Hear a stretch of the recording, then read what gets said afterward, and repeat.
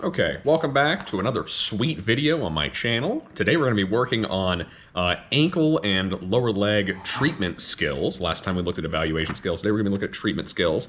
The first thing I want to do is go through a couple aspects before we really get into the skills. Number one is going to be talking about mobility grading. So mobility of joints is graded on a 6-point scale, with 0 being not moving at all or ankylosed, 3 being normal, and 6 being completely hypermobile. There's no real infield, very empty. There's no motion restrictions. It's just pretty much moving around very freely.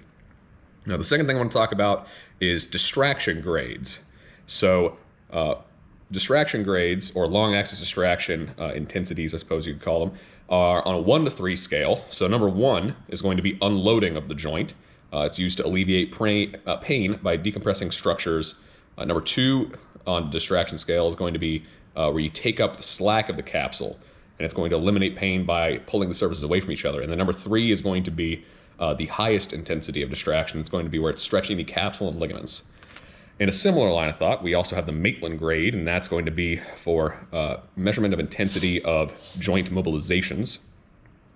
So 1 and 2 are going to be used to gate pain. They are smaller amplitude, not going past the halfway point of motion in the joint, with 2 being a higher amplitude of motion. 3 and 4 are the same concepts as 1 and 2, but in the latter half of the motion itself, with 3 being oscillations from 50% to 90%, and then 4 being staying really in that 90% range, the end range of that joint. And then 5 is going to be a joint mobilization, as some conventionally think of it, where it's going to be a high velocity, low amplitude motion. It's going to be moving it forcefully, but in a controlled fashion towards the end of the range of motion, and sometimes just a little bit past it. That's going to be looking for a plastic change in the joint's structures. So Maitland grades are going to be how we grade joint manipulations or mobilizations, and any kind of intervention that's going to be done today, especially if I'm working on range of motion, which is going to be what I'm working on with these, is going to be done the 3 or 4 range. I'm not going to be doing any grade 5s of somebody's cuboid or navicular. I'm not going to be doing any grade 1s of somebody's cuboid or navicular. I'm going to be looking at increasing joint motion in a controlled fashion through nice sustained pressure. So as far as telling whether or not the intervention that I perform actually has any impact, there's a couple ways I can do that.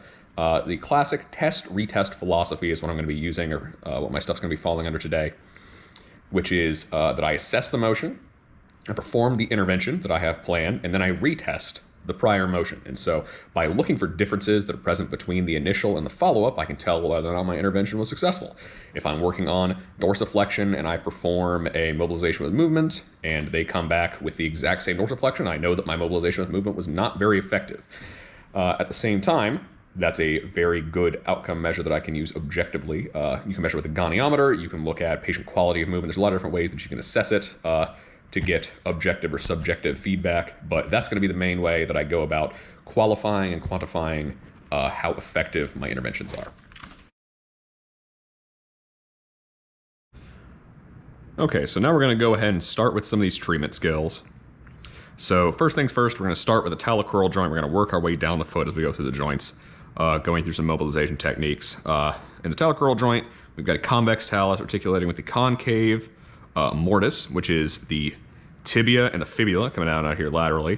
And so we've got a couple motions that we're going to be primarily looking at. First thing we're going to do is some long axis distraction. In the case of long axis distraction or joint distraction, as with all joint play, you want to have your joint in the loose pack position.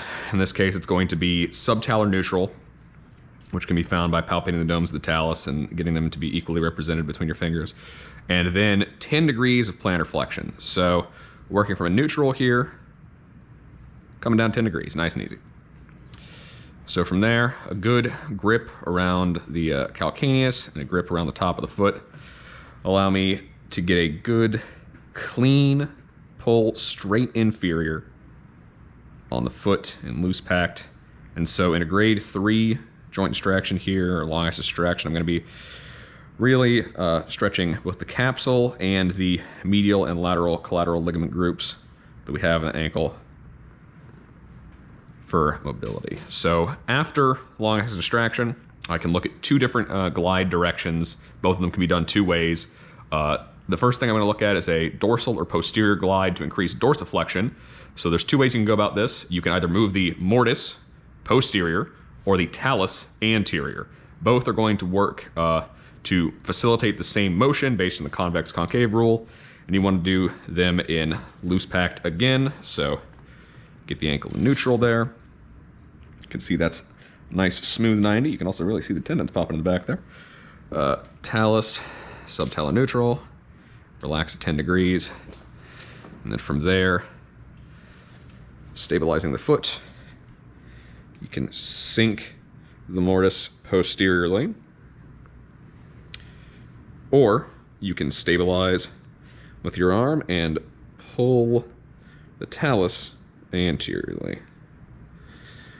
So you're really taking up the slack, focusing on the quality and quantity of the motion that you're getting here. That sustained motion, so that you can really create a lasting impact on the joint length there. The next thing that you're going to be working on is the ventral or anterior glide to increase plantar flexion. So you have another two methods of this. They're going to be the exact opposite of the prior two. You can either move the mortise anterior or move the talus posterior. So coming back to that loose pack position, I can stabilize here on my leg and get my webbed space around the talus itself, around those talus domes. My hand coming around the back here so I can pull with my forearms perpendicular. So I can either sink the talus posteriorly, or I can pull the mortise anteriorly. And so normally I would pick one of these and do it. For the sake of showing both, I'm doing this with the leg farther off the table. But of course, the easiest way to do this is to save yourself the work. And so by having the patient slide their leg back and getting in loose packed, it's very easy to use the table as a stabilizer and simply push the talus posteriorly. You can really, really see that joint motion there through the crease on her foot. Or push the crux posteriorly by stabilizing the heel. And something just like this. So that would be a more ideal way of going about it, but for the sake of demonstration, I have her foot a little bit farther off so I can show both ways. Next, we're going to be looking at the subtalar, or the talocalcaneal joint, coming right across here between the talus and the calcaneus, as the name kind of implies. So it's not a true roll glide for any of the motions in here. You have a posterior talocalcaneal joint and two anterior talocalcaneal joints, and they have opposite orientations.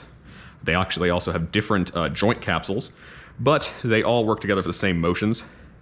So in general, the joint distraction is going to be at again, in loose packed, which is going to be the same as the TAlocrural joint, that equal doming, 10 degrees plantar flexion, but you're going to be looking to do a tractional force because of the angle of the joint.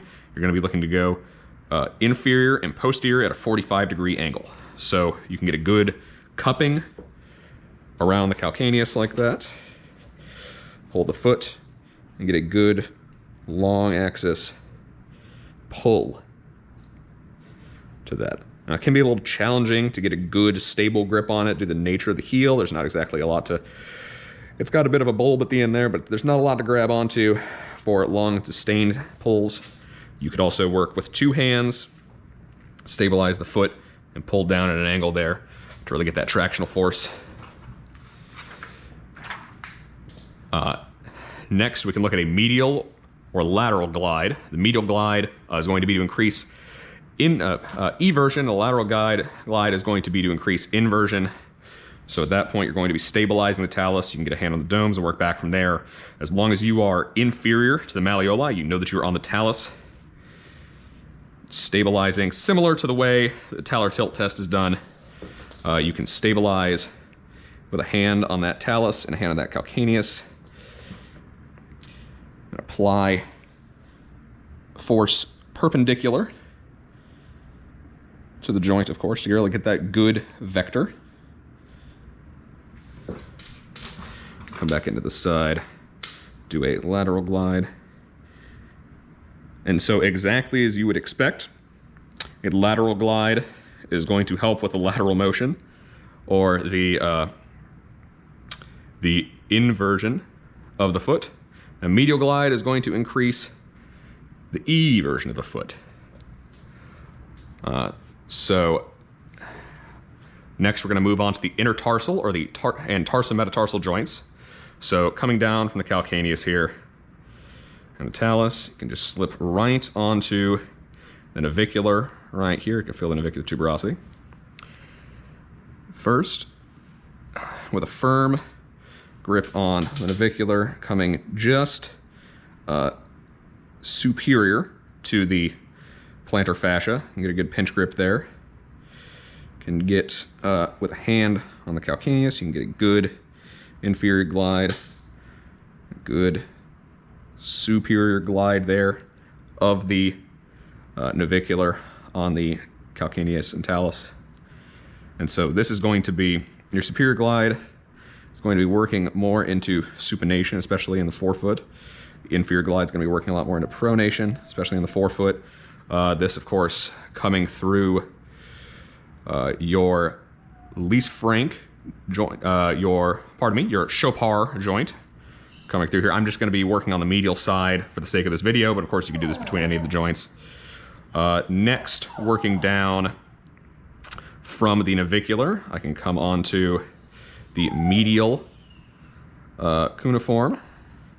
And so not only can I do the exact same joint motion between the medial cuneiform and the navicular, getting some superior and inferior glides in there, but I can come down just a little bit farther and get a hand on the proximal head of the first metatarsal, ending right here at the cuneiform, and work in the Chopard joint here to facilitate greater supination, pronation, forefoot levering.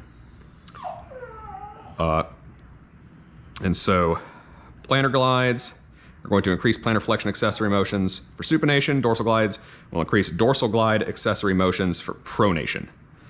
And when we come back, we're going to be looking at the intermetatarsal, MTP, and IP joints. Okay, so now we're going to go ahead and work on into not only the tarsal metatarsal joints, but also into the metatarsophalangeal and the interphalangeal joints. We're going to be sticking on the medial side here, so it's nice and easy to see. But we'll also take a little bit of a trip more medial to look at some intertarsal or intermetatarsal motion. So we're going to come on back in, come off the head of the first metatarsal right here, and get on the medial cuneiform with a good pinch grip. I can come on in here on the first metatarsal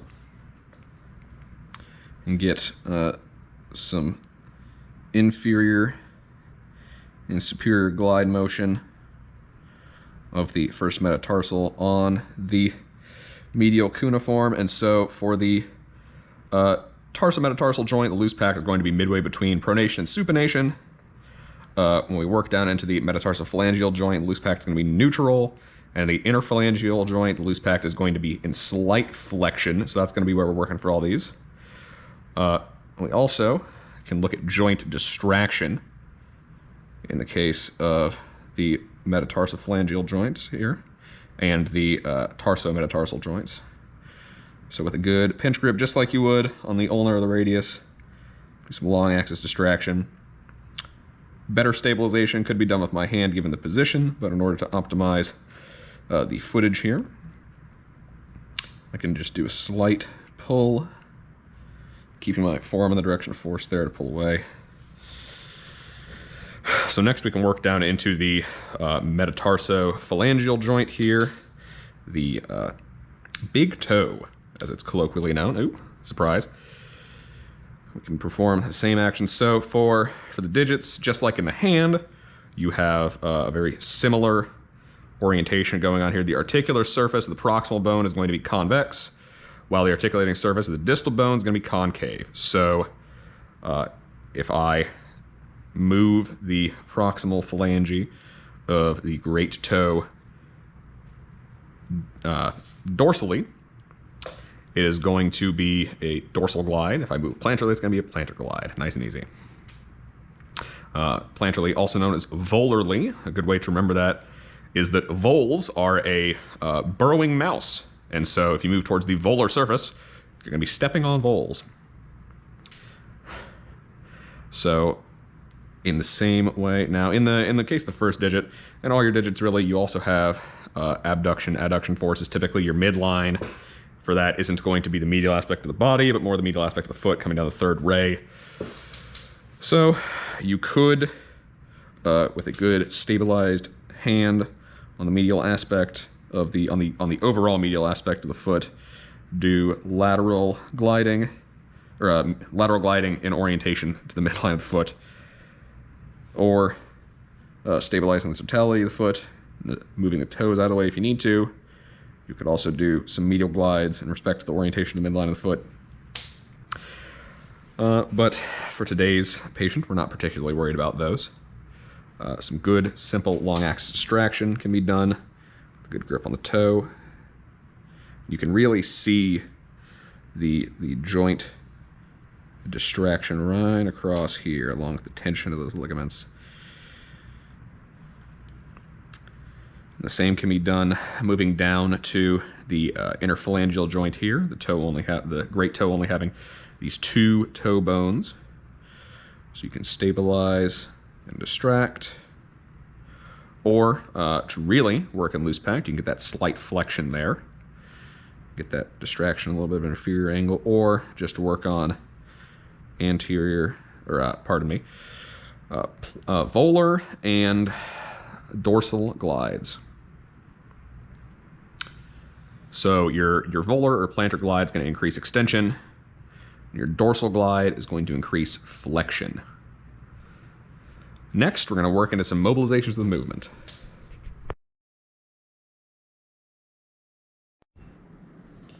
Okay, so next we're going to take a look at some Mulligan and MWM techniques, mobilization of movement techniques. The first thing we're going to do is look at a plantar flexion technique here, and so similar to any other mobilization of movement technique, you're looking to facilitate a motion, then apply a force with a little bit of overpressure to kind of really produce some additional motion, get a joint glide in there to be cohesive with it. So in this case, I'm going to stabilize my patient's foot with my hamstring back here. I'm going to give a little bit of overpressure coming from the posterior side of the ankle to help facilitate that plantar flexion. And I'm going to give my patient a cue. Can you go ahead and straighten your leg for me? And I want you to curl your toes down. There you go. Good, good, and stop. Okay. And so with the anterior glide that I'm producing and the overpressure that I'm pushing to facilitate the plantar flexion, along with the patient curling their toes, those are working synergistically to bring the talus anteriorly in the crux right here. And so all those work together to help facilitate farther plantar flexion. All right, next we're going to be looking at another mobilizational movement to facilitate dorsiflexion, especially in the case of a dorsiflexion loss. So first, you're going to have your patient, in this case, I have her with her foot up on a structure, but if we've done any kind of lunging position, you're going to have to lunge forward. Come on forward for me. And as you stabilize with your webbed space and push posteriorly on the talus through here, you create a posterior glide, which is going to facilitate greater dorsiflexion as they come through. So keep coming, lean on in. There you go. And so just like the other mobilization movements, it's a synergistic technique that's going to help develop further motion. You could alternatively use a cord or a TheraBand, something like that, to resist. The patient can do it at home. They could put it around a chair leg or anything stable. Be able to also perform this mobilization at home to also turn into a home exercise. All right, so next we're going to go ahead and look at one final mobilization of movement to help with a inversion trauma, pain over the medial border of the foot, right through here. So you're going to start off by having the patient plantar flex and invert their foot. So go ahead just like that. There you go. Hold that there. From there, you can stabilize on your abdomen. This is what I've seen recommended. You're going to do a posterior guided force or posterior glide with the fibula, and a exactly opposite guided force through the tibia. So posterior force there, anterior force here. Facilitate that plantar flexion with the third point of stability, of course, your abdomen. And so this is going to help work on some of the range of motion that may be lost there, but also the proprioception of the ligaments, things like that. And you can follow this up with taping to add stability and really cement the progress that you may have made with this technique. Okay, so next we're going to be looking at some stretching, some therapeutic stretching. So the first thing we're going to do is work on a gastrosoleus complex stretch. So my lovely patient here, can you go ahead and push your front foot or the ball of your foot up on the edge right there? There you go. And you can go ahead and lean into that. And so as the patient not quite dorsiflexes, but moves into that same motion, they're going to be increasing tension on their gastrocsoleus and posterior tibial muscles back here, getting a good stretch through there. So you want to be stretching to a point of discomfort but not pain. No pain, no gain is not an accurate statement in this case. The next stretch that we're going to be looking at is going to be for the anterior tibial musculature. So you can turn around. You're going to be putting your foot down with the toe of your shoe down onto the carpet and pulling forward like you were setting up to kick a ball, but not actually kicking it. There you go. And so just like earlier when we were doing the mobilization movement into plantar flexion, this is going to be stretching right across here on the anterior tibial musculature. Really getting a good stretch in there. Same kind of rules apply. No pain, no gain, still not quite what you're looking for. But a good rule of thumb as far as stretching goes is going to be 30 seconds 3 times a day, 5 times a week. It's more about the cumulative exposure than anything to make a tissue change. And so that's the goals and parameters that we have set. Okay, so next we're going to take a look at some exercises to strengthen the lower leg, ankle, foot. The first thing we're going to do is we're going to work on resisted dorsiflexion with a band. So I'm going to put a band nice and simply around the patient's foot, right around their Tarsal Metatarsal joint. Get them to come up to 90 degrees for the sake of this exercise. And then they're just going to dorsiflex towards their head. Go ahead, keep going. Beautiful. Quality reps. Absolutely strong. This can also be done with a shoe on and the band wrapped around the toe of that, or there are some adaptations that you can make as far as with the actual cable machine. This is going to be working the anterior tibial musculature, really strengthening those aspects to help overcome something like foot drop or just increase mobility in general. The next one is going to be with the band in the same position and the foot starting in an everted position. The patient's going to pull their foot in towards their midline. So go ahead, there we go. Now, some important compensations to watch out for here. Not that I'm seeing them in this patient, but it's going to be rotation of the lower leg itself to kind of facilitate this instead of just a strict subtalar motion in the process of this supination. This is going to be good for strengthening the arch, developing a strong, stable foot, and really getting a good workout in there for the posterior and anterior tibial musculature. So next we're going to look at another exercise to strengthen the foot here. We're going to do something called towel curls. So in this case, the patient's going to curl their toes and pull the towel towards underneath their foot. The farther they bring it, the farther it goes. And eventually they will work their way all the way across that towel until it is completely underneath their foot. In this case, my patient has excellent toe grip strength, working really well. She's a hard worker. So once she's completed this and absolutely defiled the towel, we can use a resistance, a weight, something like that, to make the towel harder to move. This is going to increase the grip required. The bear's running away. The grip required, and really elevate this exercise. You can also use different textures of towels. That's great. You can use different textures of towels, different lengths of towels, obviously, or weights that aren't composed of honey to make it a more intense exercise. This is really going to work those intrinsic and extrinsic toe flexors along with a lot of the plantar muscles there and the retraction of that. So the next thing we're going to be looking at is going to be some standing balance exercises for the patient. The first thing we're going to be doing is some standing toe taps. So first things first, the patient's going to pick up their green socked foot, stand on their pink socked foot, and just tap that to the box and come back down. And go ahead and keep alternating feet. Perfect. And so this is challenging ankle strategies, hip strategies for balance, requiring weight shifting and proprioception along with coordination, just gross overall of the feet. This can be elevated in intensity by doing a lot of things. You could have the patient raise their foot to higher surfaces. They could be standing on a more compliant surface with their stationary leg, or you could have them reach farther to multiple surfaces. After your patient's completed a good set of this, they're going to move on over to something like this wall over here, someplace nice and stable. Come on over. I'd like you to put a hand on the windowsill there. Excellent. Something good for balance. Especially the first time that you're introducing a balance activity to your patient. You want to make sure that they have a gait belt on and they're in a nice, safe environment. So this is going to be heel raises and toe raises. So first things first, we're going to start off with toe raises. Just come up onto the ball of your foot. There you go. Yep, come back up off the ball of your foot. Raise those toes, as toe raises have been implied to be.